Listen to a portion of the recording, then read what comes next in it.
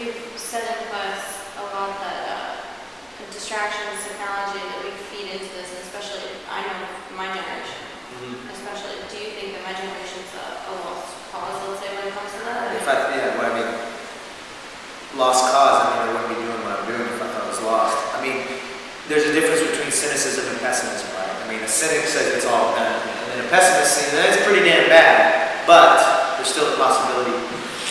Technology is an interesting question.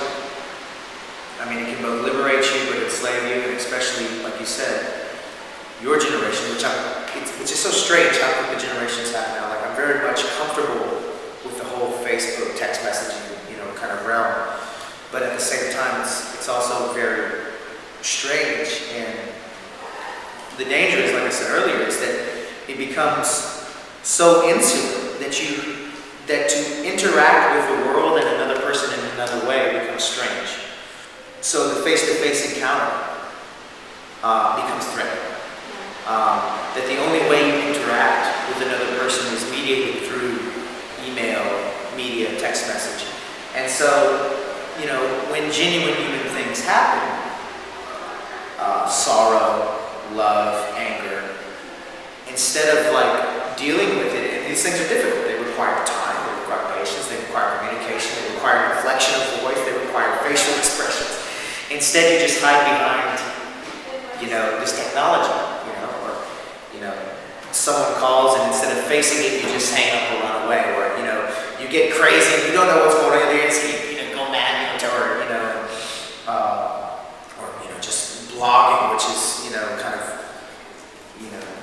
can become this very selfish, narcissistic, mouth caca, where you don't engage with the world outside of it, And not just internet, but media too. You get so entrapped in other people's lives, Gossip Girls, actually kind of interesting show.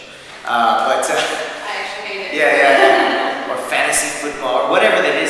Moderation on things, but you get so caught up in that, where, your whole life is, we're going to be like Geordi on Star Trek, this is how we're going to, be interacting with each other. So it's dangerous in the sense that if you don't know any other way to be, and I think that that's what's happening in this generation is that you had cell phones when you were 12. You were on the internet when you were 10. And so, like we're talking about today, silence, just sitting in silence, just when things are difficult, saying, okay, let's sit and talk about this. Instead it's just running away or, masking or hiding behind, whatever that is. And to me, that's very dangerous at the level of the human. Not only at the level of culture, but for oneself. Because then oneself is disconnected from everyone. And then they wonder why when they're 40 years old, they break down and have a midlife crisis. Cheat on their husband or their wife, buy a Corvette, start smoking pot, because they don't have any connection with the world. There's nothing there. Anorexic soul.